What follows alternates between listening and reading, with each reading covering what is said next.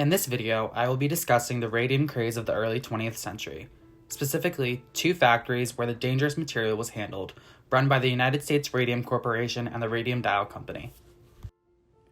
Radium was first discovered in 1898 and was known for its luminous properties. It was first used for cancer treatment and was deemed somewhat successful, which then catapulted the radium business. Radium was added into a variety of products like makeup, toothpaste, food, and insecticides. In 1914, the United States Radium Corporation was developed in New York City. They started producing uranium, and in 1917 started producing luminous paint named Undark. Undark was a mix of radium-226 and zinc sulfide. At this time, electricity was not easily accessible, and the United States Radium Corporation wanted to use Undark to supply the entire military with luminous watches. After the development of the United States Radium Corporation, factories began to pop up across the United States, one of which was located in Orange, New Jersey. At this location, there was nearly 100 staff consisting mainly of women. The job was well paid for the time and considered a top-tier job, as employees got to work with new materials known for their health benefits. The job was to paint watch faces and clock faces with Undark paint. The factory also processed half a ton of carnotite ore per day. The ore came from Undark mines located in Colorado and Utah. Due to the job's high status and the employees being referred to as artists, many workers encouraged their family and friends to come work in the factory. Employees at the factory were advised to lick the end of their paintbrushes to help point the tip of the brush and decrease the amount of wasted Undark. Each time this was done, workers ingested Undark containing the carcinogenic radium. Factory supervisors said it was safe to do so. What many of the employees were not aware of was management and scientists, when processing ore, wore PPE and stood behind protective screens. Nearly 4,000 workers across the United States were employed in the use of radium. In 1922, another factory was created located in Ottawa, Illinois. This factory was operated by the Radium Dial Company. Employees followed similar procedures to the factory in Orange, New Jersey, like having employees lick their paintbrushes to help point the end of the brush. Incentives were to complete around 250 dials a day. Employees adjusted around 4,000 micrograms of radium in 6 months. Some workers painted their nails, teeth, and lips with the paint to get that radioactive glow. Workers who didn't even paint themselves would notice a glow from the radium dust when leaving the factory. This led many to not wash their clothes in hope of keeping the glow, and for some to wear their best outfits to work in order to get the glow. Management continued to say that everything was safe, and by 1927, around 30 to 50 people had died. What does radium do to the human body?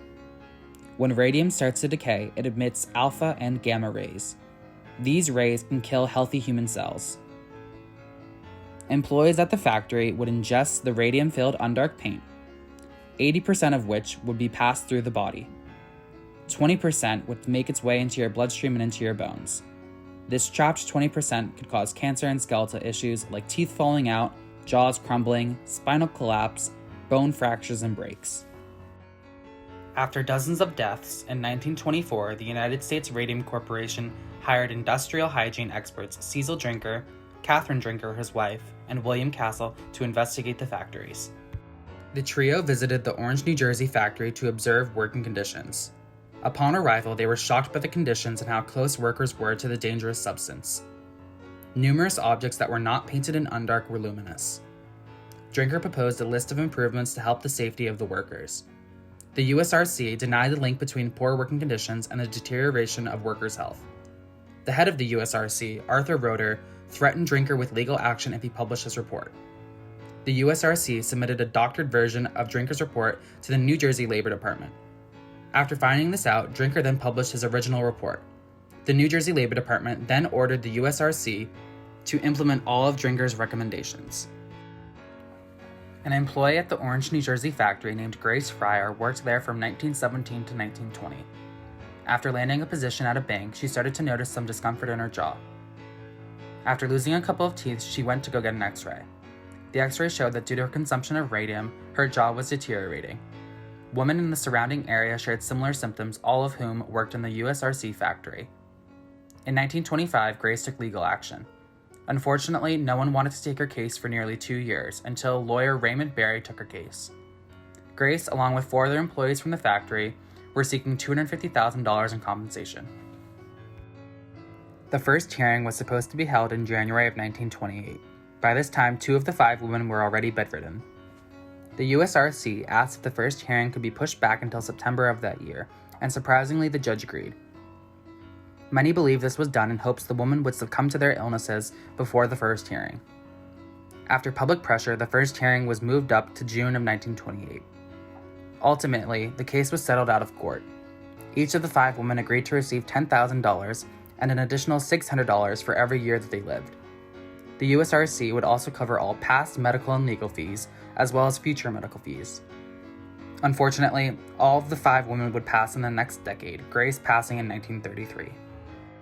In the 1960s, radium-based paint was finally made illegal. In the next decades, a play and a movie would be made about the Radium Girls. In 2000, a play was written by D.W. Gregory, and in 2018, the film Radium Girls was released, starring Joey King.